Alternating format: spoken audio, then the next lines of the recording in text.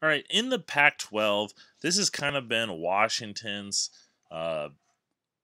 conference the last few years, and really the conference itself has kind of taken a step back over the last few years. In the in the 2000s, it was USC was this premier program under Pete Carroll. Even under Lane Kiffin and Steve Sarkisian, they've had their moments. They've really fallen off, and the Pac-12 itself has kind of been knocked down a tier. It's not at the same level as an SEC, as the Big Ten, and in all reality, they're the fourth of the major the fifth of the major Power Five conferences, missing out on the playoffs pretty much on a regular basis, other than that Washington appearance a few years ago.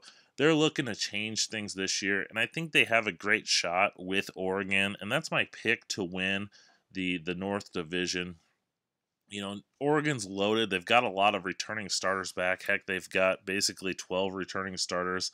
I know they only play 11, but 12 returning starters, guys that have started games on their offense. Justin Herbert is the headliner there. Their quarterback, the senior from Eugene, Oregon, is one of the top quarterback prospects in the 2020 draft. He's one of the better quarterbacks in college football. He's big, he's fast, he's got a strong arm. If he can kind of take that next step and play all year like he did in that Stanford game last season, he's going to have a huge year. He's going to probably be the number one pick in the 2020 NFL draft. Now, he's not the only person on that team. Oregon's got a talented offensive line. They return all 5 starters. Shane Lemieux, their left guard, is one of the top guards in college football. I just did a video scouting report on him and just highlighted why he's so good. Calvin Throckmorton at right tackle, Jake Hansen at center. They're loaded up front, so that's going to help keep Herbert clean. The only real guy that they lost on their offense was Dylan Mitchell, their star receiver, and he was a big part of that offense just because he gave Justin Herbert that big play ability. So they're really going to have to find someone to kind of step up into those shoes. They do get Juwan Johnson. He's a Penn State transfer, a 6'4" contested catcher. Justin Herbert's never really had one of those type of guys on his to play with, a guy that he can just throw the ball up and Johnson can go get it. So that'll be real curious to see how he does going throughout the year. Now Oregon's got all this returning talent back, but they also infused a lot of young talent. They had one of the top recruiting classes in college football last year. Mario Cristobal did a great job on the recruiting trails, getting the 7th rated recruiting class according to 247 Sports. So not only do they have all these experienced players coming back, but they also have a lot of young impact players. So can one of those guys step up and fill a role and really help this team get over that hump that they haven't been able to get to? Because last year, yeah, they lost to Stanford, they beat Washington, they also lost to Arizona and Utah and teams like that. So we're going to see them right off the bat. They play Auburn early in the season it's week 1 at Jerry World. That's a huge game. If Oregon wants to make the college football playoff, they have to win that game. Auburn's down this year. There's not a lot of high hopes for them, but they need that win. If they don't get that win, there's no shot at a playoff. I don't care if they go undefeated. They would need Armageddon basically to happen. They need this win. Auburn's not looked at as a great team, but it's still showing that they can win against an SEC school. I mentioned Washington. They're the team I picked to finish second in the North. I think they've got a great shot to win it. Chris Peterson's got this program running at an extremely high level. I just recently listened to the Audible podcast with Stuart Mandel and Bruce Feldman. And Bruce was talking, or one of the two was talking about how they had gone to Washington's practice with Brock Heward, former Washington quarterback, and he was saying this is the biggest Washington team he's ever seen. And so Chris Peterson is getting the guys that he needs, but they've got to replace a lot of people. Only 2 starters are coming back on that defense. They don't have Byron Murphy anymore. They don't have Taylor Rapp anymore.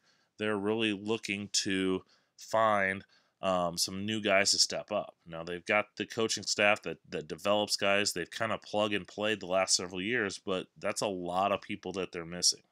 They're going to need this offense to really step up and carry the load.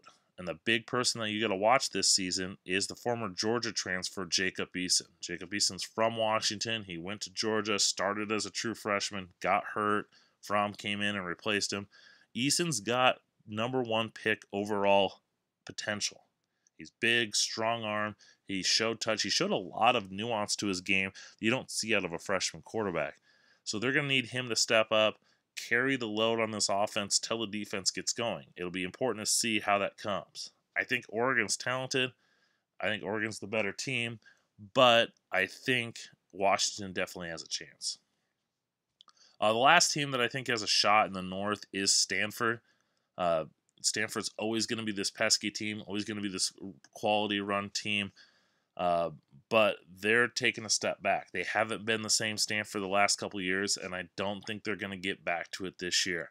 Yes, they've got a quarterback coming back, KJ Costello. There's a lot of people that really like him. I think he's completely overrated.